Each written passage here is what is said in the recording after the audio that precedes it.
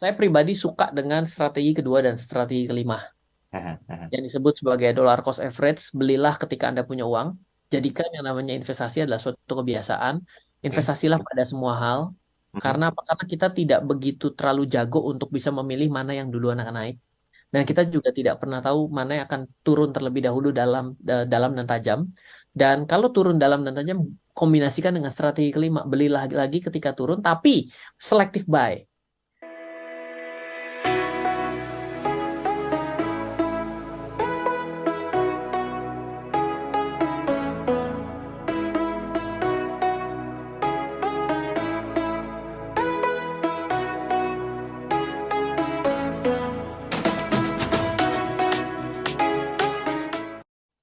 Ada festival musik di Bangkok, lalu Ah, pulang Senin malam kemarin, hari Oke. ini kusut karena semua pekerjaan Tertunda ya. libur lagi.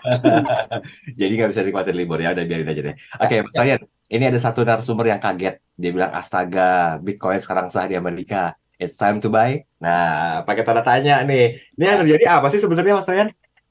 Iya, jadi kalau kita ikutin beberapa minggu ya, kalau nggak salah 2 minggu yang lalu kita sempat bicara bahwa eh, kripto ya tepatnya sih sebenarnya kepada Binance ya. Binance itu jadi berkasus di Amerika karena Binance.US itu di freeze lah secara aset, tidak bisa melakukan transaksi Ah, karena oleh ya semacam regulator di sana, Oke. SEC itu melakukan seperti memblokiran karena mencoba untuk memberikan hukuman kepada Binance karena dianggap melakukan tindakan sekuritisasi. Oke. Berarti kan ini adalah bukan ruang lingkupnya. Kalau misalnya di negara gitu ya, Ah, kita bicara penggunaan uang. Berarti kan diatur secara banknya di sana apa. Misalnya kalau di Indonesia adalah Oke. Bank Indonesia gitu ya. Nah, itu tidak bisa ada orang yang menerbitkan uang di luar daripada Bank Indonesia. Oke. Nah, karena diatur penuh di sana. Lalu kalau misalnya kita berbicara mengenai pasar modal gitu di Indonesia, maka pasar modal itu akan ada di Otoritas Jasa Keuangan, Direktorat Pasar Modal, Pengaturan Pasar Modal. Ya, ya. Jadi kalau ada yang melakukan tindakan seperti kegiatan pasar modal, tiba-tiba sebagai bentuk kepemilikan atas sebuah perusahaan dengan saham atau pakai apapun, tapi sifatnya seperti sekuritisasi, maka akan berhadapan dengan regulator pasar modal dari Otoritas Jasa Keuangan. Di sana Oke. SEC-nya. Nah, Ah, ternyata dituduhnya Binance itu melakukan tindakan kegiatan sekuritisasi di sana. Oh, oke. Sehingga mereka diblokir. Gampangnya seperti itu. Nah, salah satu yang dititik beratkan itu adalah kegiatan staking. Oke. Ini ya kalau mau liburan tapi harus dikasih topik rada berat nggak apa-apa ya. Karena kita itu ketika tidak nyaman artinya kita sedang bertumbuh. Kalau kita sedang nyaman berarti kita sedang liburan gitu ya. Kalau lagi liburan berarti yang tumbuh itu apa? Yang tumbuh adalah pengurang stresnya. Tapi yang kurang banyak uang di kantongnya gitu ya. Ya, Nah, tapi hostnya makin stres ya. oke. Lanjut, lanjut, lanjut. Saya jadi cerita gini. Jadi yang Ah, dituduhkan itu adalah kegiatan staking di sana. Nah, mundur dulu mengerti mengenai staking, saya ceritakan sedikit. Staking itu adalah salah satu metode agar sebuah data boleh dicatat kepada blockchain. Oke. Blockchain itu adalah tempat penyimpanan. Maka kalau sudah masuk ke tempat penyimpanan ini tidak ada satupun yang bisa mengubah. Boleh dibilang data centernya lah, tapi ya nggak boleh ngomong data center karena yang namanya blockchain itu adalah desentralisasi gitu ya. Ya, ya. Nah, pencatatan ini ada beberapa cara untuk memvalidasinya. Validasi pertama namanya adalah proof of work. Nah, Ah, karena efek yang namanya kerja komputer yang berat, juga tidak ramah lingkungan, muncullah namanya proof of stake. Jadi singkatnya adalah barang siapa memiliki jumlah koin or token, dia bisa melakukan validasi untuk si jaringan blockchain ini. ya, Oke. ya. Kata kuncinya gini, banyak-banyakan token yuk. Kalau Paham. banyak-banyakan koin, maka kamu boleh menjadi validator untuk catatan yang mau masuk ke blockchain. Ya, ya, ya. Nah, disitulah dikejar bahwa kegiatan itu sebagai sekuritisasi. Karena kan sama seperti logikanya mungkin begini ya, si SEC bilang begini. Ini sebenarnya logika yang tidak sama persis, tapi saya coba begini. Kan kalau orang itu pemegang saham, berarti semakin banyak pemegang saham, hak suara dia makin besar. Yang tinggi ya. Nah, jadi di sini yang dianggap bahwa ini adalah bagian sekuritisasinya. Nah, kemarin itu dirilis bahwa oke, saya sudah bisa rilis dengan kesepakatan. Yang pertama adalah Kalau koin or token yang basisnya adalah proof of work, maka dia bukan bagian dari yang dimaksud diblokir oleh SEC. Ya, ya. Sehingga salah satu yang paling besar dan paling tua dan yang mengadopsi sistem pencatatan paling awal ini namanya proof of work, yaitu Bitcoin itu sendiri. Jadi secara nggak langsung nih mau mengatakan Bitcoin sekarang legal nih di Amerika. Ya, ya. Oke, paham, paham. Mulai bingung ya, karena banyak informasi yang harus saya sampaikan kurang daripada 10 menit. Nah, saya harus bilang astaga juga nih. Kita harus break dulu. Nanti kita balik lagi ya di sesi kedua. Sabar Mas Alian, disumbat dulu informasinya biar nggak meluber kemana-mana karena nanti di sesi kedua banyak waktu untuk menjelaskan semuanya. Nah, kita coba pilah dulu gitu ya, dua kalimat ini. Apa yang menjadi sebuah alasan Mas Alian mengatakan astaga, Bitcoin mulai sah. Ini belum lengkap sebetulnya alasannya, kan tadi terpotong dengan iklan. Dilanjut Mas Alian. Ya, ya jelas astaga ya. 2 minggu yang lalu kita bingung bahwa SEC dan Amerika memblokir habis yang namanya cryptocurrency. Ya, ya. Gitu ya. Di satu sisi ada satu ETF, boleh dibilang reksadana, tapi basisnya reksadana Bitcoin yang sudah running di Oke. Amerika. Lah terus gimana cara kita mikir sebagai masyarakat umum dan juga masyarakat yang ada di Amerika gitu ya? Bisa ada yang nangkring di papannya yang bisa ditransaksikan pada si listingnya yang ada di ETF yang ada di Amerika, tapi kriptonya yang menjadi dasarnya, yang menjadi underlyingnya lagi dipermasalahkan mengenai hukumnya di sini. Langsung mensuspend Binance, di mana satu statementnya adalah Binance dituduh melarikan dana aset kripto uang ke tempat-tempat yang uncontrol oleh pihak Amerika. Ya astaga juga ya, kok sekarang 2 minggu kemudian dengan gampang menyatakan bahwa ya untuk yang proof of work kayaknya bukan deh sebagai bagian dari yang kita maksud untuk disuspend. Ya. Nah, masyarakat ini apa ya mana tahu ya yang mana yang dianggap sebagai proof of work dan bukan gitu. Yang 2 minggu lalu bingung, yang 2 minggu ini jadi ngerasa, jadi bener nih sekarang udah sah nih, udah sah nih.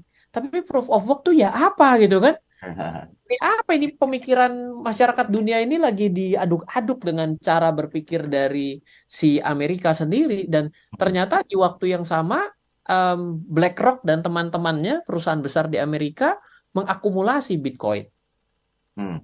Di satu sisi juga ternyata menerbitkan derivatif dari Bitcoin yang pertama di Amerika. Ini sebenarnya mau ngelarang atau mau ngasih sih gitu deh. Coba deh bayangin ya, ini kita bicara sebagai orang yang sama-sama nggak ngerti tapi baca berita headline-nya doang dulu deh. Kenapa? Karena orang bisa bilang, jangan baca berita headline-nya doang. Iya, mau dibaca isinya aja bingung. Apa sih yang namanya proof of work? Lah terus sekarang yang proof of work boleh, yang nggak boleh yang mana? Nggak bingung jawaban pertanyaannya begitu. Kalau selaku awam pasti bingung ya. Iya gitu. Jadi memang ini lagi kacau banget sih boleh dibilang ya. Apa sih yang mau dikejar dari Amerika gitu? Bukan artinya di sini kita lagi ngomongin negara lain enak kalau negara lain kita ngomongin bisa bebas-bebasnya gitu ya. Bukan. Tapi pada akhirnya barometer kita tahu ya secara perekonomian suka tidak suka kita akan melihat Amerika tuh bergerak seperti apa. Kalau hari ini bilang enggak, kita ini anti lah dengan Amerika. Jangan lupa startup-startup yang hari ini ada di sini ya salah satunya juga mengadopsi gayanya Amerika juga. Gitu. Yang dikhawatirkan kan terjadi bubble.com seperti yang terjadi di tahun 2000 di Amerika. Gitu kan? Ya meskipun hari ini sudah mulai ramai sekali ya. Tadi juga saya mendapatkan headline yang saya baca isinya, EduTech udah mulai pada berguguran. Oh iya, iya betul. Di India yang bernilai 30 triliun ya, atau 300 triliun itu ditinggal 3 investor besarnya. Karena ada sesuatu yang tidak bisa diterima secara pencatatan laporan keuangannya. Ya, itu belajar dari mana? Amerika juga tuh. Artinya kita mesti catch up nih dengan berita ini. Apa sih yang akan terjadi? What's next nih gitu loh. Astaga ya jelas pasti astaga gitu loh. Coba deh kita breakdown satu-satu ya. Tadi kita sempat bingung bahwa yang sekarang diperbolehkan, yang dianggap kripto yang tidak termasuk sekuritisasi versi dari Amerika itu adalah dengan kata kunci proof of work. Nah, proof of work itu apa? Jadi gini, Bitcoin itu melakukan setiap 10 menit, plus minus 10 menit, itu akan terbit blok baru. Jadi yang namanya blockchain itu artinya adalah blok dan rantainya. Kan chain kan rantai ya. Oke. Nah, setiap 10 menit dia akan membuat blok baru di mana antar blok dengan blok itu berbentuk rantai. Oke. Jadi bayangkan aja itu jadi ada satu rantai panjang, satu rantai saja, tapi ada blok, ada rantai, ada blok, ada rantai, ada blok, ada rantai. Blok itu terbit setiap 10 menit. Nah, yang boleh mencatatkan pada dalam blok ini, kontainer yang ada di dalam blok ini, itu harus ada validatornya. Nah, untuk melakukan validasi itu di Bitcoin dikenal yang namanya proses mining. Makanya ada namanya penambang Bitcoin. Ya, betul. Penambang Bitcoin itu sebenarnya bukan menambang pakai pacul, tapi dia menambang dengan cara membuat laptopnya atau komputernya itu melakukan validasi secara online. Oke. Jadi semua orang yang melakukan mining itu sebenarnya nyalain laptopnya, secara kasar ya, nyalain laptopnya. Dia tugasnya adalah memvalidasi transaksi-transaksi yang masuk dan minta dicatat ke dalam si blok ini. Oke. Ya, kalau dia berhasil melakukan validasi, maka dicatat ke dalam blok. Nah, si miners ini itu akan mendapatkan upah berupa Bitcoin. Ya. Oke, nah Bitcoin itu upahnya itu turun terus. Mulai dari yang generasi pertama itu adalah 50 BTC per 10 menit. Turun menjadi separuhnya 25. Turun menjadi 12,5. Yang saat ini berjalan itu yang di 12,5 bagi 2, 6,25. Oh, tinggi juga ya turunnya. Karena halving block namanya. Pokoknya tiap 4 tahun turun separuh. Oke. Nah, bagaimana caranya saya bisa mendapatkan reward atas penambangan Bitcoin itu? Kamu titipkan laptop kamu, internetmu, jaringanmu, kamu lakukan validasi untuk transaksi Bitcoin ini agar bisa tercatat pada blok itu. Itulah yang disebut sebagai proof of work. Nah, tidak semua kripto mengadopsi proof of work. Contoh yang terbesar Bitcoin. Kedua terbesar berdasarkan market cap ya adalah Dogecoin, Litecoin, Bitcoin Cash, Monero, Ethereum Classic, ETC ya, karena Ethereum itu dia baru saja pindah ke proof of stake.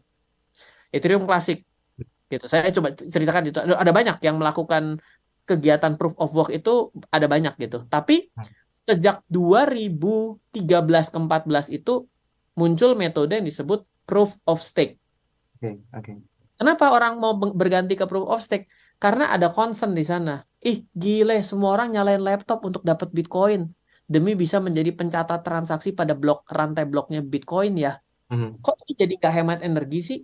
Masa sesuatu inovasi yang datang lebih terakhir malah lebih boros secara computation dan electricity? Berarti kita tidak go green dong. Muncul metode namanya proof of stake. Tidak adu-aduan berapa besar kapasitas laptopnya gitu lah. Tidak adu-aduan berapa besar boleh dibilang computationnya lah di sana. Tapi adu-aduan besar kepemilikan untuk bisa menjadi validator. Jadi bukan lagi gede-gedean laptop, keren-kerenan laptop untuk bisa melakukan validasi menjadi orang yang lebih banyak menerima Bitcoin dalam setiap 10 menit, tapi berganti menjadi banyak-banyakan kepemilikan koin untuk bisa menjadi validator ke dalam blockchain-nya. Itulah namanya proof of stake. Nah, ini yang masih dipermasalahkan di Amerika karena dianggap sebagai sekuritisasi. Mas Ryan, sorry, saya potong sedikit ya. Dari perjalanan yang Anda sampaikan ini, apakah ada kemungkinan bahwa sebenarnya ini ada kerjasama dari beberapa negara Amerika lainnya, seperti mungkin kita tahu kan El Salvador itu kan pelopor pengadopsi Bitcoin, sehingga di sana tuh kan udah menjadi satu aktivitas yang lumrah. Nah, sedangkan ada upaya untuk lepas dari dolar nih, khususnya untuk daerah Amerika Selatan di El Salvador. Ada indikasi ke sana nggak sehingga Amerika memberikan sebuah perlawanan mensahkan Bitcoin? Mengesahkan atau mematikan Bitcoin? Mensahkan Bitcoin. Kalau menurut saya, sepertinya Amerika sadar bahwa ini tidak bisa dimatikan. Oke. Kalau menurut saya ya, Berarti ada tapi kemungkinan Amerika untuk disahkan ya? bukan, dia lagi bingung bagaimana cara memberikan tali kekang kepada Bitcoin dan kripto. Oke. Kalau ini kuda yang tidak bisa diatur loh. Dia jalan dengan lintasannya sendiri. Nah, Amerika bagaimana dengan dolarnya untuk bisa mengendalikan quote unquote dunia kalau ternyata ada pesaingnya. juga bisa digunakan dan memang di state oleh si Satoshi itu adalah ini adalah metode alat pembayaran nirsangkal dan tidak membutuhkan perantara. Oh mati dong bang gue. Kan gitu cara berpikirnya Amerika. Loh memang secara nggak langsung kalau kita ikut daripada white paper dari Satoshi, lu mau matiin Amerika memang. Karena dia nggak percaya dengan sistem keuangan yang dibuat. Loh gimana saya mau percaya loh tahun 2008 kamu bilang kamu ini surat hutangnya triple E kok. Masa seminggu kemudian kamu deklarasi bangkrut? Kamu ada suatu konspirasi yang sifatnya kesepakatan nggak tahu siapa yang melibatkan siapa dong. Itu cara berpikir Satoshi loh, bukan Ryan lo ya. Nanti lu gue pikir gue. Ditangkep gue. Dipotong nih enak diedit ya. Ya udah, saya mesti motong deh perbincangan ini karena udah waktunya untuk istirahat ya. Kita jeda sesaat, nanti kita sambung di sesi berikutnya bagaimanakah sebetulnya kiprah sang Satoshi terhadap usahanya untuk ya saya bilang melakukan perlawanan terhadap dolar Amerika Serikat. Nanti di sesi berikutnya tetap bersama kami. Yang tadi awalnya lagi ketakutan. Teman saya ikut siaran loh, terus dia langsung dia WA saya. Oh, Nggak gitu. salah, hal teknis begini dibahas di umum nggak pusing. Andaikan temanmu berada di sini ya, duduk di hot seat ya. Oke, Mas Ryan, Ya. tadi tentang Satoshi bagaimana? Apakah memang ya sebetulnya ini bagian dari misi beliau juga sih untuk menghilangkan ketergantungan dari dolar pada umumnya di Amerika Serikat? Atau ada indikasi lain nih dihubungkan dengan tema kita malam hari ini? Waduh, ini diminta mendukung Satoshi atau mendukung Amerika nih, jadi bingung. Oke, begini ya. Pertama, kalau kita bicara mengenai yang dipikirkan versi Satoshi bukan hal yang salah. Kenapa? Karena di waktu yang berbarengan pada saat itu sudah mulai adanya open source. Kita bicara ini tidak bisa jauh-jauh dari teknologi lah, gitu ya. Kalau pertama kita bicara yang sifatnya private, limited, dan eksklusif, ya semua itu sebelum adanya open source semuanya kayak gitu. Open source itu kan adalah sesuatu yang bisa didevelop oleh orang banyak, source code-nya ada di mana-mana, siapapun bisa join untuk bisa membuat development di atasnya tanpa ada hak cipta lah boleh dibilang seperti itu ya. Ya. Nah, itu berkembang. Nah, Android itu salah satu yang memang mendobrak ya, dan juga Google yang mendobrak adanya open source sendiri. Linux lah boleh dibilang di sana. Jadi di situ perkembangan dari open source itu memang berjalan bersamaan dengan yang dibuat secara limited dan juga secara eksklusif license-nya. Nah, coba kita pikirkan ya, ketika kita berbicara pada sebelum adanya kripto, sebenarnya semua itu centralized loh. Yang namanya kegiatan kebijakan ekonomi sifatnya tersentralisasi gitu ya. Lalu kita berbicara mengenai pusat data, semuanya tersentralisasi.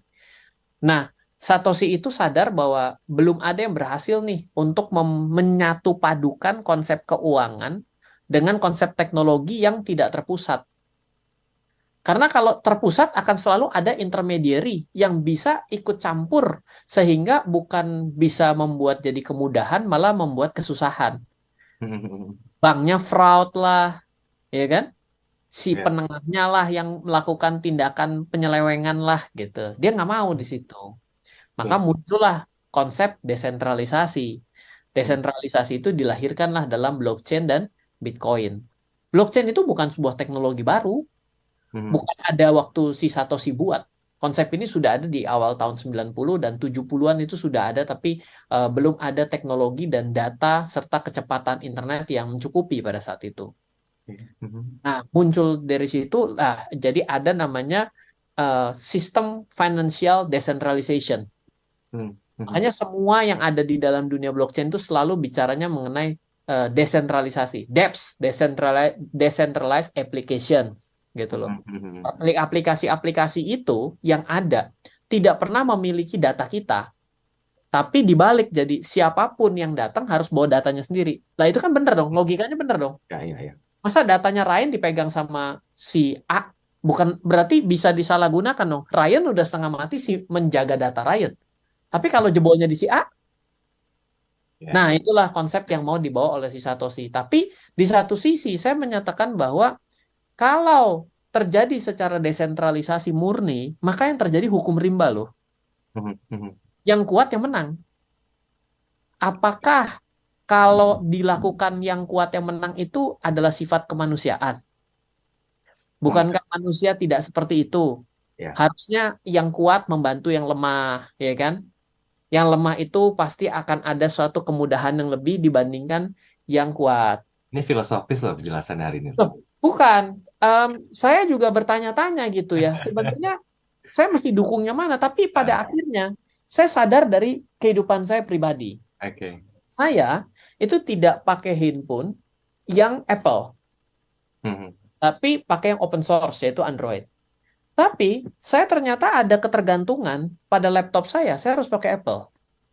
Mhm. Karena kemudahannya, karena berbagai macamnya. Tapi saya juga ada ketergantungan dengan open source. Nah, jadi sebenarnya tidak ada orang itu yang bisa belok kiri-kiri banget, kanan-kanan banget dalam hidup itu harus ada keseimbangan. Hebat Kan tadi ngeles dulu bajai.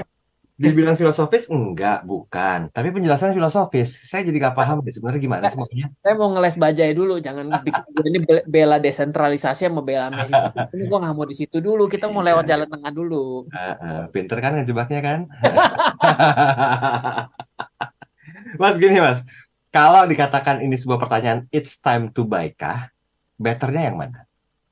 Oke, baik. Kalau sebagian orang mengatakan bahwa cryptocurrency itu dengan semua badai-badai yang terjadi dimulai dari Mister Do Kwon, Luna, Terra Luna, kegagalan em, tokenomics yang terjadi pada USTC, lalu merembet ke FTX, merembet ke semua sampai hari ini itu adalah menyatakan bahwa Bitcoin bentar lagi tidak ada di muka bumi ini.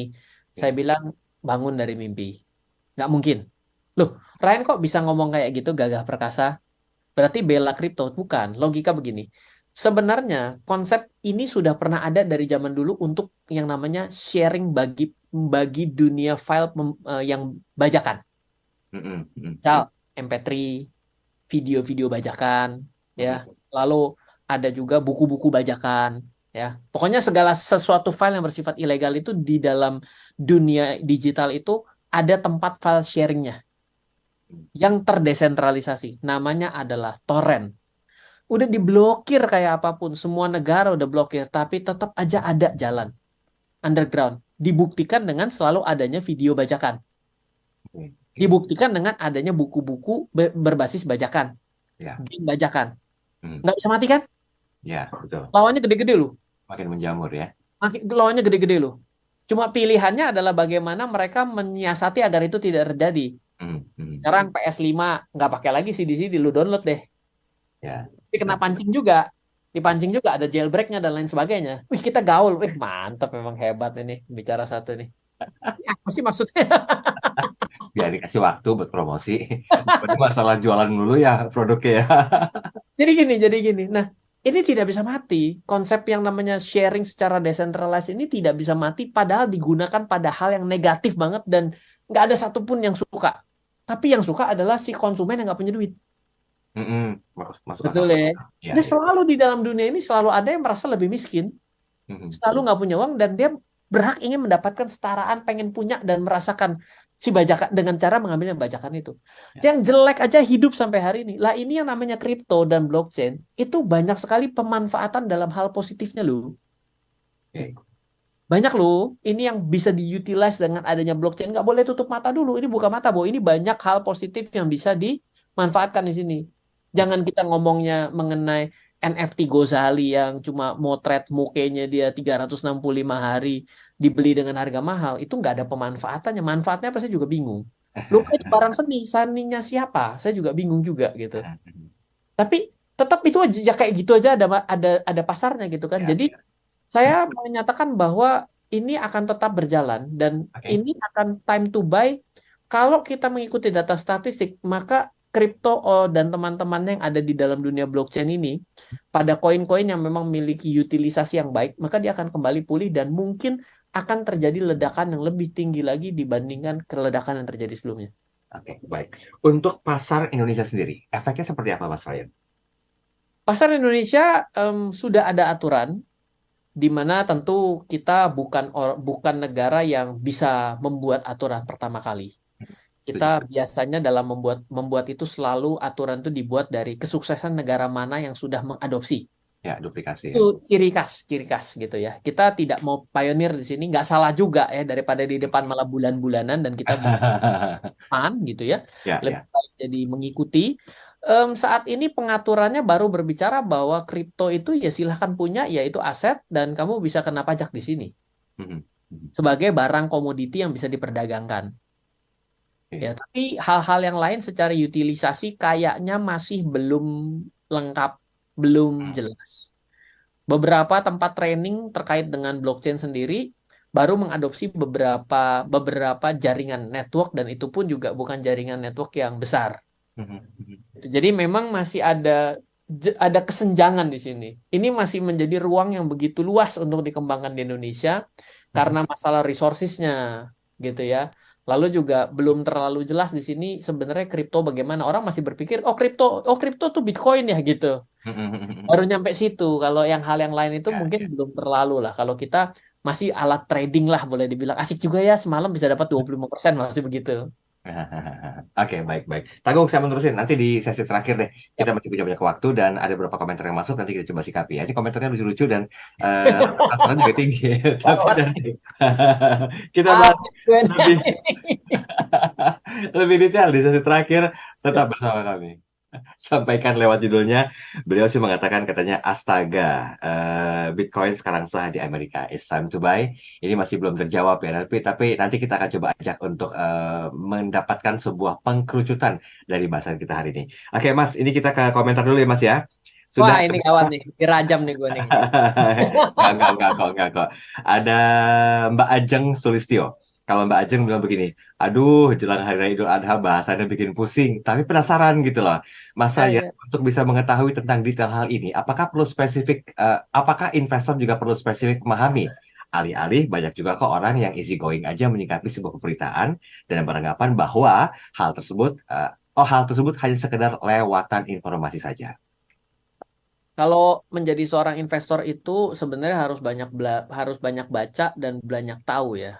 Jadi kalau Anda mikir bahwa dengan memiliki emas, Anda akan menjadi orang kaya dengan modal kecil. Misalnya Anda bermimpi untuk 10 kali lipat return dari emas dalam waktu 10 tahun. Ya, Saya rasa statistiknya nggak ada dari tahun 70-an. oke. Artinya menjadi suatu mission impossible-nya Tom Cruise kalau mau dijalankan dalam hidup kita 10 tahun ke depan, Hmm, modal kita 1 miliar jadi 10 miliar itu nggak bisa. oke. Kenapa? Karena zamannya sudah lewat. Mhm, Demam emas itu udah lewat gitu lah. mhm.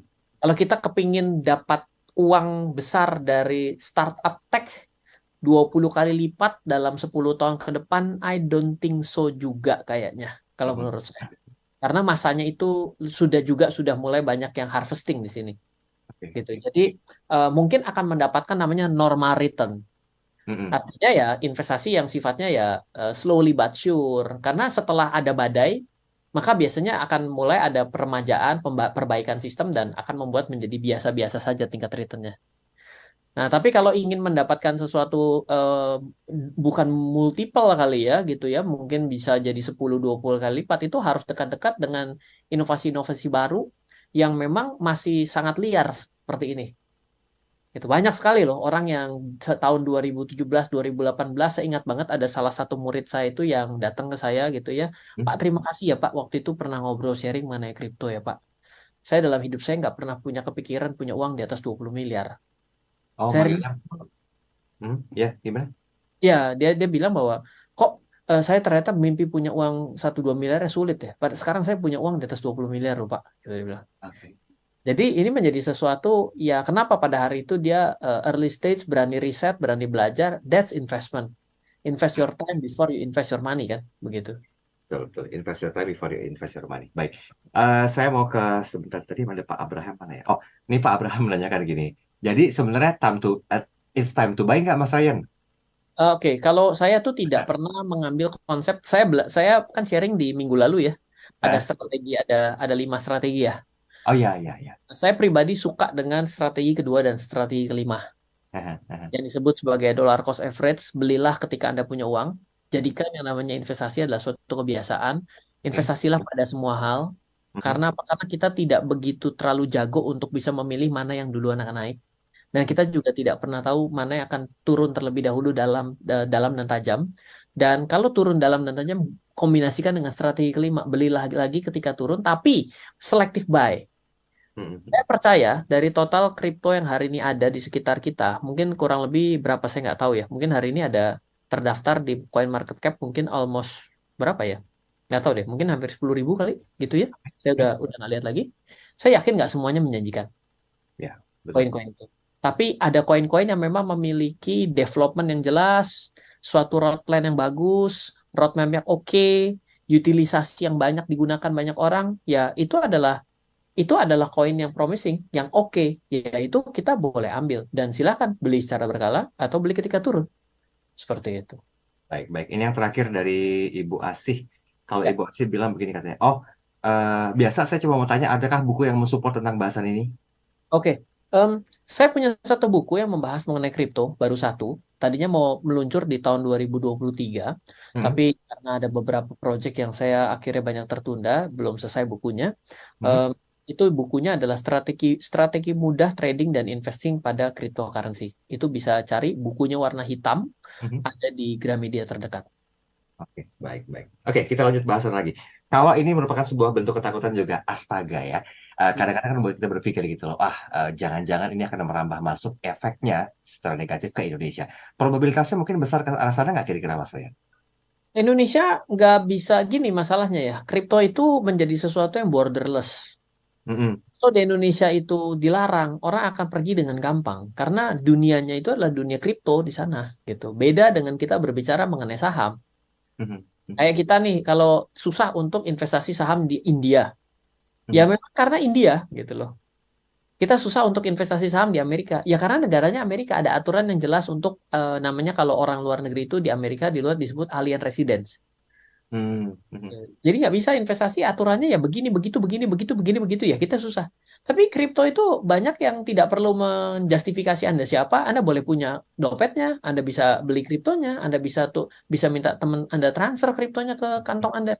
Itu menjadi sesuatu yang begitu gampang. Jadi ya beda-beda kondisinya. Di sini tidak ada negara itu memang menjadi masalah bagaimana agar negara bisa mengatur ini itu formulasinya belum bisa kecuali sepakat sedunia. Tapi ya apa iya ada namanya kesepakatan sedunia juga belum nemu. Gitu. Oke, oke. Menarik ini. Mas, satu lagi nih Mas, nonem ya, dari 0812 1901 60 sekian-sekian. Mas Ryan, saya pernah mendengar beberapa negara itu berusaha untuk menolak ketergantungannya terhadap dolar. Nah, apakah ini sebagai sebuah upaya perlawanan Amerika Serikat terhadap negara-negara yang sudah mulai menolak kekuatan dolar dan beralih ke mata uang China? Oh, perginya ke China ya. Ya. Kalau negara lawan negara repot, nanti akan jadi perang dagang. Makanya negara Amerika perang dagang lah dengan Cina. Karena memang itu sudah jadi head to head yang besarnya gitu. Mau siapa? Eropa nggak ada lawan yang cukup. Dan itu buat sekutu ya. Jadi memang Cina itu menjadi salah satu yang akan dijadikan perang dagang. Jangan lupa loh, bosnya Biden itu orang mana?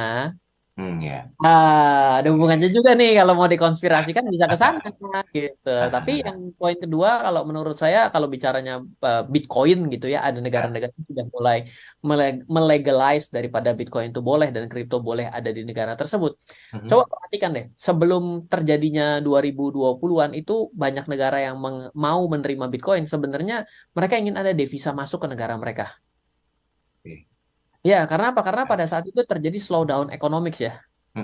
Kan ada banyak sekali pertumbuhan negatif, suku bunga nol minus kan gitu kan waktu itu kita dengar ya 2020-an Betul. sebelum Ya, ya. 2020 kan. Nah, itu kenapa mereka tiba-tiba terima Bitcoin? Itu mau menjadikan salah satu alternatif bahwa hey, kamu semua yang punya Bitcoin jangan khawatir, kamu boleh transaksi loh di sini. Kita terima loh, kamu mari datang ke sini loh, transaksi sama kita biar ada pertumbuhan ekonomi di sana. Ya kan kalau satu tempat menolak, tempat lain membuka, ya kan otomatis yang buka itu akan yang didatengin orang kan. Ya, Nah, itu kan berpindah. sebenarnya strategi dagang, strategi marketing juga. Hmm, hmm. Ya gitu. Oke, baik, baik, baik. Tinggal 2 menit terakhir, kita boleh ambil konklusinya. Tapi kita review dulu, Mas Ryan. Mungkin ada sebagian yang baru bergabung, tapi udah ketinggalan berbicara secara utuh. Bagaimana review yang mau disampaikan? Ya baik, ya pada hari ini saya mau coba memberikan statement astaga di depan gitu ya bahwa Bitcoin sekarang dilegalize lah diberikan suatu legal boleh ditransaksikan di Amerika karena bagian dari proof of work. Jadi yang sedang di-ban oleh Amerika dilarang adalah kegiatan yang mirip seperti sekuritisasi yang dianggap bahwa proof of stake itu adalah koin-koin yang dengan metode proof of stake itu dilarang karena itu seperti melakukan tindakan sekuritisasi. Nah, ini jadi kebingungan bagi kita masyarakat awam nih sebenarnya mau kemana sih gitu loh. Dan semua yang kita perbincangkan pada hari ini mau menyatakan bahwa memang ini tidak bisa dibendung gitu. Yang saya lihat bahwa terjadi kebingungan terkait dengan Amerika ini sebenarnya mau apa. Makanya statementnya dari timnya lawyernya Binance mengatakan kita ini karena paling besar, kamu menarget kami karena kamu itu belum bisa bikin aturan yang benar. Wih keren banget berani ngomong gitu gitu. Tapi Ya. kan marah ya sisinya gitu. Karena itu dianggap tidak relevan. Jelas menurut saya agak relevan juga. Aku pengen bilang, aku manggut dong 5 kali gitu kan. Jadi ini menjadi sesuatu yang menarik ya. Please, kalau Anda mau menjadi seorang investor dan mendapatkan suatu ledakan dalam investasi Anda dalam 5 atau 10 tahun ke depan, mungkin bukan Bitcoin yang diinvestasikan, nggak salah juga. Tapi teknologi blockchain ini ada sesuatu yang menjanjikan di sana itu tidak bisa dipungkiri loh. Anggap seperti pertama kali kita menerima handphone Android. Jelek banget ya. Gila, touchscreen aja kalau pakai 2 jari nggak bisa nih. Itu jelek banget, bentar lagi hilang. Nggak loh sampai hari ini loh.